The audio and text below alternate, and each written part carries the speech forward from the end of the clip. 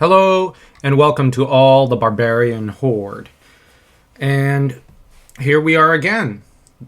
I know it's been a while. I'll try to do these more often. It's just been a busy couple of months. Very busy. Anyways, before I start, I'm also now on Royal Road. So if you want to follow us there, you can see what we've been up to. Writing web novels and such. Anyways, the link to our Royal Road account will be in the description down below. So do give us a follow there to any of our stories. Some of them are actually kind of sword and sorcery adjacent or actual sword and sorcery, as in the case of Empire of Shadows. And we have several short story anthologies we'll be publishing soon there. So hopefully this will interest you guys. Anyways, this time we're continuing with a deep dive into Robert E. Howard's amazing Shadow Kingdom story.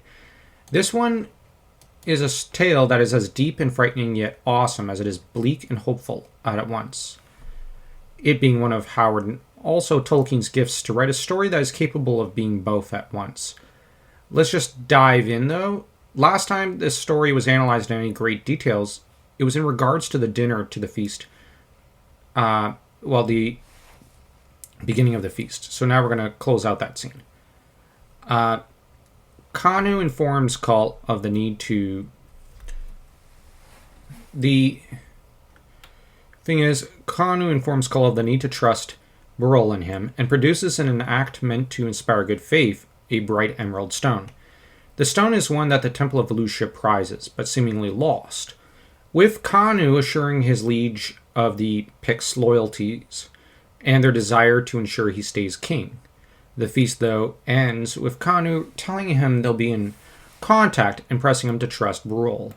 He follows that statement by dismissing the king, which is quite the bold thing to do, as you're not actually supposed to do that. And what's so interesting about this dismissal is how this is the sort of act that Gandalf might have done with regards to the likes of Theoden and Denethor, and is an act that bespeaks to the influence of the magician archetype. It seems to happen in literature, if we're being honest, when the king suffers from the typical problems of being a king archetype. That persistent hesitation, self-doubt, the likes of which Theoden often suffers from, and that is Kull's continuous companion. That said, his remark about what dreams kings have is interesting. It shows a certain scorn and bemusement towards those who seek thrones and power. It seems that Kanu is a man after Bilbo and Bomber's own hearts, even as he is someone who enjoys some measure of the joys, whatever they are, that power offers.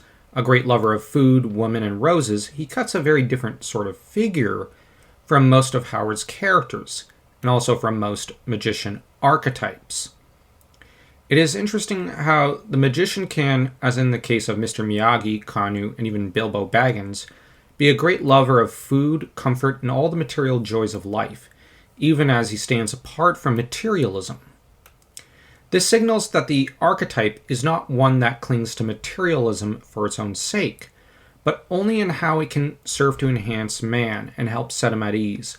It is only when we are at ease that we might work wonders, after all, as societies that don't provide a certain level of comfort are, as we are discovering in large parts of the world, proving incapable of creating noteworthy art.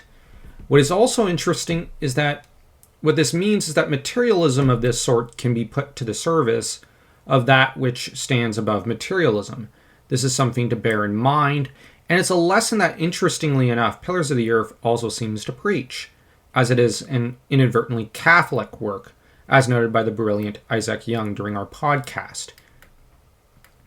This amazing paragraph comes...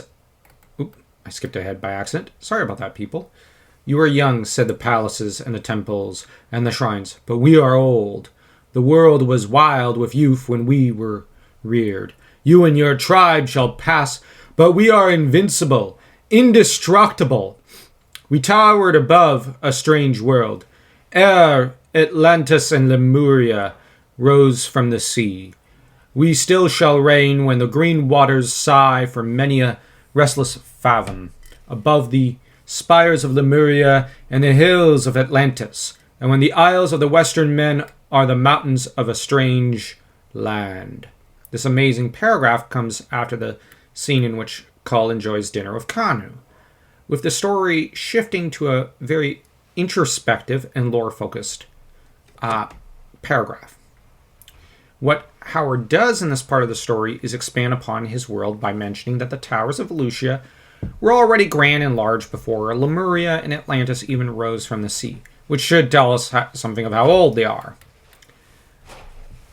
What is more is the fascinating boast on the part of the walls and towers of Volusia, with this one definitely coming in reality from deep within the great king himself. It happens that the hero is distressed at the thought that he might be nothing compared to Volusia. He longs to have significance, longs to prove himself worthy of Volusia, worthy to rule, and worthy to save the nation he has come to love. It is fascinating how the warrior is so insecure as to wonder if he is indeed worthy of a city that has sunk into debauchery and chaos and discord. It is interesting how he comes from without to save those within. Honestly, one can look at Kull as truly being a fictionalized version of the likes of Emperor Zeno of the Roman Greek Empire in the east of Europe, and one who proves himself no less remarkable and crucial to his nation's destiny. And yet Kull is not insane. This is simply what he thinks deep down, just mythologized form. This is what he says to himself. His claim to the throne is a weak one, and one that others have questioned, and that is constantly pushed against, so that Kull doubts and questions himself. Naturally, Kull, by the time he returns home, is annoyed by how alone he is in the world, and how he is dwarfed by the magnificent structures of the elder world, that is to say, the realm over which he now kings. The man has a sense that he doesn't belong, and is a goblin of sorts in this strange nation that has yet to fully accept him.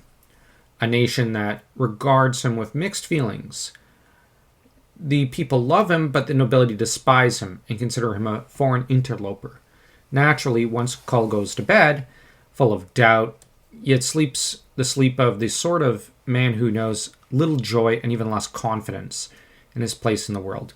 To say Kull is paranoid and miserable is to make the biggest understatement of the century. It also merits asking, is it in this situation really paranoia if they are truly out to get him? It is interesting also that at this point the relationship between Kull and Volusia is that akin to an abusive spouse, wherein Volusia is overall kind of bad for Kull's spiritual health, and yet he clings to her throne with all the tenacity of a drowning man with driftwood. Who should appear at this time but Brule the Spear Slayer, appearing just after Kull has awoken, girded his sword, and wandered out.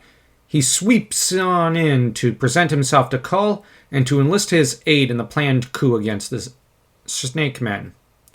And so enters Brule onto the scene as he introduces himself to the surprised Kull, who did not know that the man he had met earlier was the Spear Slayer he's heard about from Kanu.